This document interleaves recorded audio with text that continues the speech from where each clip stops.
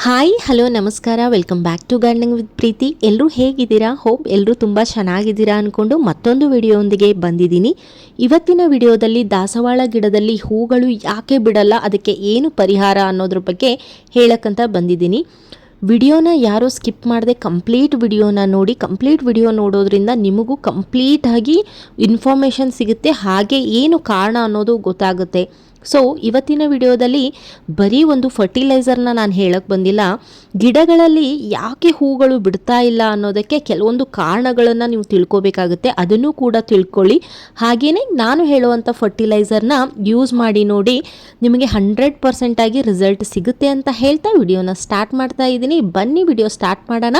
ಅದಕ್ಕಿಂತ ಮುಂಚೆ ಚಾನಲ್ನ ಯಾರು ಸಬ್ಸ್ಕ್ರೈಬ್ ಮಾಡ್ಕೊಂಡಿಲ್ವೋ ಮಾಡಿಕೊಂಡು ನೋಟಿಫಿಕೇಷನ್ ಆನ್ ಮಾಡ್ಕೊಳ್ಳಿ ಅಂತ ಹೇಳ್ತಾ welcome back to gardening with ಪ್ರೀತಿ.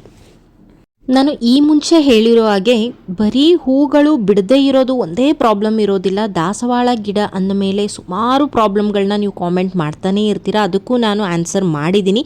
ಆದರೂ ಈ ವಿಡಿಯೋದಲ್ಲಿ ಕೆಲವೊಂದು ಪಾಯಿಂಟ್ಸ್ಗಳನ್ನ ಟಚ್ ಮಾಡೋಣ ಅಂತ.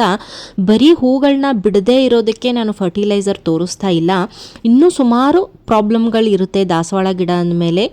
ಲೈಕ್ ಮೊಗ್ಗು ಆದಮೇಲೆ ಅದು ಅರಳೋಕ್ಕಿಂತ ಮುಂಚೆ ಉದುರಿ ಯಾಕೆ ಹೋಗುತ್ತೆ, ಹಾಗೆ ಎಲೆಗಳು ಯಾಕೆ ಹಳದಿ ಆಗುತ್ತೆ, ಹಾಗೆಯೇ ಇದಕ್ಕೆ ಏನೇನೆಲ್ಲ ಪರಿಹಾರನ ನಾವು ಮಾಡ್ಕೋಬೋದು ಮನೆಯಲ್ಲೇ ಇರುವಂಥ ವಸ್ತುಗಳಿಂದ ಅನ್ನೋದನ್ನು ಕೂಡ ವಿಡಿಯೋ ಕೊನೆಯಲ್ಲಿ ಹೇಳಿದ್ದೀನಿ. ಯಾರು ವಿಡಿಯೋನ ಸ್ಕಿಪ್ ಮಾಡದೆ ಕಂಪ್ಲೀಟಾಗಿ ವಿಡಿಯೋ ನೋಡಿ.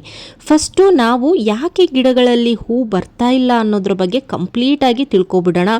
ದಾಸವಾಳ ಗಿಡದಲ್ಲಿ ಹೂಗಳು ಬರ್ತಾ ಇಲ್ಲ ಅಂದರೆ ಅದಕ್ಕೆ ಮೇನ್ ರೀಸನ್, ಫಸ್ಟ್ ರೀಸನ್ ಆಗಿರುತ್ತೆ ನೀವು ಯೂಸ್ ಮಾಡಿರೋವಂಥ ಮಣ್ಣು.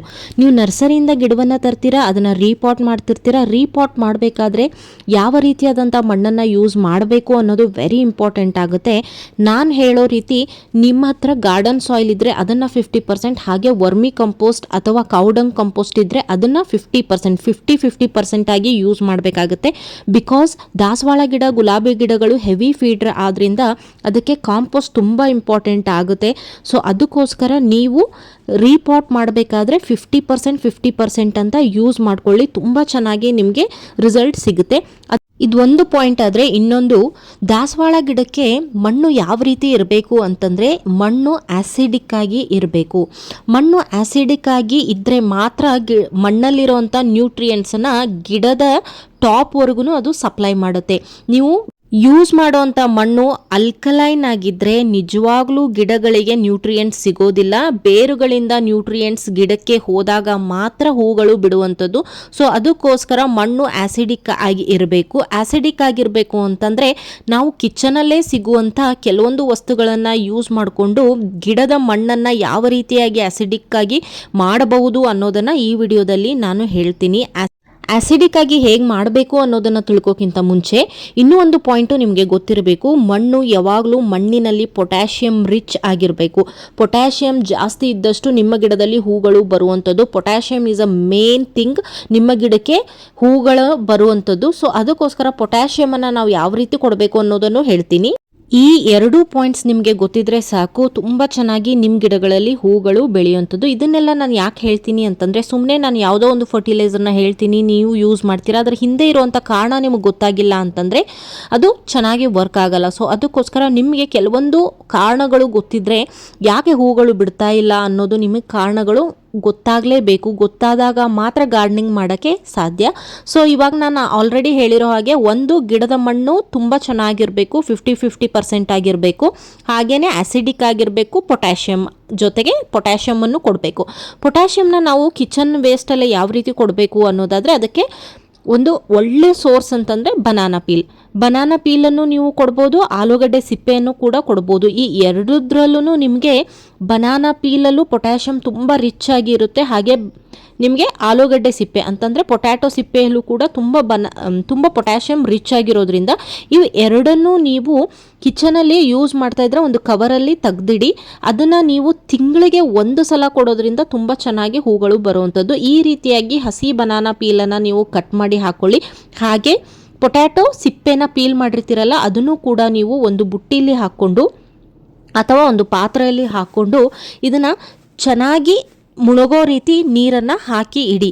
2 ಅಥವಾ 3 ದಿನ ಆದಮೇಲೆ ಇದು ಚೆನ್ನಾಗಿ ಫರ್ಮೆಂಟ್ ಆಗಿರುತ್ತೆ. ಇದನ್ನು ನೀವು ಒಂದು ಸ್ಟ್ರೈನ್ ಮಾಡಿಕೊಂಡು ಇದನ್ನು ಡೈರೆಕ್ಟಾಗಿ ಯಾವುದೇ ಡೈಲ್ಯೂಟ್ ಮಾಡೋದು ಬೇಡ, ಅಂತಂದರೆ ಇದಕ್ಕೆ ಯಾವುದೇ ಮತ್ತೆ ನೀರನ್ನು ಸೇರಿಸೋದು ಬೇಡ. ಬಿಕಾಸ್ ಇದು ಯಾವುದೇ ಸೈಡ್ ಎಫೆಕ್ಟು ಮಾಡೋದಿಲ್ಲ. ಅದಕ್ಕೋಸ್ಕರ ಈ ರೀತಿಯಾಗಿ ನೀವು ಕಟ್ ಮಾಡಿಕೊಂಡು ಇದು ಮುಳುಗೋಷ್ಟು ನೀರನ್ನು ಹಾಕಿ ಇದನ್ನು ಸೋಸ್ಕೊಂಡು ಡೈರೆಕ್ಟ್ ನಿಮ್ಮ ಗಿಡಗಳಿಗೆ ಕೊಡೋದ್ರಿಂದ ಇದು ಪೊಟ್ಯಾಷಿಯಮ್ ರಿಚ್ ಆದ್ದರಿಂದ ತುಂಬ ಚೆನ್ನಾಗಿ ಬೇಗ ರಿಸಲ್ಟ್ ನಿಮಗೆ ಸಿಗುತ್ತೆ. ಮಾರ್ಕೆಟಲ್ಲಿ ಕೆಮಿಕಲ್ ಪೊಟ್ಯಾಷಿಯಮ್ ಸಿಗುತ್ತೆ, ಬಟ್ ಅದರಿಂದ ಗಿಡಗಳಿಗೆ ಎಫೆಕ್ಟ್ ಆಗೋದ್ರಿಂದ ಪ್ಲೀಸ್ ಅದನ್ನು ಯೂಸ್ ಮಾಡೋಕ್ಕೆ ಹೋಗಬೇಡಿ. ಇದನ್ನು ನೀವು ಯೂಸ್ ಮಾಡಿ. ಇದು ಒಂದು 10 ನಿಮಿಷ ನಿಮಗೆ ಹಿಡಿಯುತ್ತೆ ಅಷ್ಟೇ ಟೈಮು. ಸೊ ನಿಮ್ಮ ಗಿಡನೂ ಸೇಫಾಗಿರುತ್ತೆ. ತುಂಬ ಈಸಿಯಾಗಿ ಮಾಡೋವಂಥದ್ದು ಇದು. ಸೊ ಇದನ್ನು ನೋಡ್ಕೊಂಡು ಬಂದ್ರಿ ಅಲ್ವಾ. ಸೊ ಈಗೆಲ್ಲ ತಿಳ್ಕೊಂಡ್ರೆ ಅಲ್ವಾ. ಇದಾದಮೇಲೆ ಒಂದು ಬೆಸ್ಟ್ ಫರ್ಟಿಲೈಸರ್ನ ನಾನು ನಿಮಗೆ ಹೇಳ್ತೀನಿ. ಇದನ್ನು ನೀವು ತಿಂಗಳಿಗೆ 1 ಸಲ ನಿಮ್ಮ ದಾಸವಾಳ ಗಿಡಕ್ಕೆ ಕೊಟ್ಟು ನೋಡಿ. ಇನ್ಯಾವುದೇ ಫರ್ಟಿಲೈಸರ್ನ ನೀವು ಯೂಸ್ ಮಾಡೋದು ಬೇಡ. ಅದೇ ಈ ಬನಾನಾ ಸಿಪ್ಪೆ ಇಲ್ಲದೇ ಇರುವಾಗ ನೀವೇನು ಮಾಡ್ಬೋದು ಅಂತಂದರೆ, ಈ ಪೊಟ್ಯಾಟೊ ಸಿಪ್ಪೆನ ನೀವೇನು ಎಸಿತೀರ ಅಲ್ವಾ, ಆ ಪೊಟ್ಯಾಟೊ ಪೀಲನ್ನು ಚೆನ್ನಾಗಿ ಮಿಕ್ಸಿಯಲ್ಲಿ ಒಂದು ಸ್ವಲ್ಪ ನೀರು ಹಾಕ್ಕೊಂಡು ಮಿಕ್ಸ್ ಮಾಡ್ಕೊಳ್ಳಿ. ಹಾಗೆ ಇಲ್ಲಿ ಪ್ಲೇನ್ ವಾಟರ್ನ ನಾನು ತೊಗೊಂಡಿದ್ದೀನಿ. ಆ ಪ್ಲೇನ್ ವಾಟರ್ ಒಟ್ಟಿಗೆ ನೀವು ಈ ಮಿಕ್ಸಿ ಮಾಡ್ಕೊಂಡಿರುವಂಥ ಪೀಲದ್ದು ಏನು ಲಿಕ್ವಿಡ್ ಇರುತ್ತೆ ಅದನ್ನು ನೀವು ಚೆನ್ನಾಗಿ ಸ್ಟ್ರೈನ್ ಮಾಡ್ಕೊಳ್ಳಿ. ಡೈರೆಕ್ಟಾಗಿ ಗಿಡಕ್ಕೆ ಹಾಕೋಕ್ಕೆ ಹೋಗಬೇಡಿ, ಫಂಗಸ್ ಅಟ್ಯಾಕ್ ಆಗುತ್ತೆ. ಸೊ ಅದರಿಂದ ನಾನಿಲ್ಲಿ ಸ್ಟ್ರೈನ್ ಮಾಡಿಕೊಂಡು ಈ ನೀರಿನೊಟ್ಟಿಗೆ ಇದನ್ನು ಮಿಕ್ಸ್ ಮಾಡ್ಕೊಂಡಿದ್ದೀನಿ. ಅಂತಂದರೆ ಪ್ಲೇನ್ ನೀರು ಒಂದು 1/2 ಲೀಟ್ರಷ್ಟು ತೊಗೊಳ್ಳಿ ಅಥವಾ 1/4 ಲೀಟ್ರಷ್ಟು ತೊಗೊಳ್ಳಿ.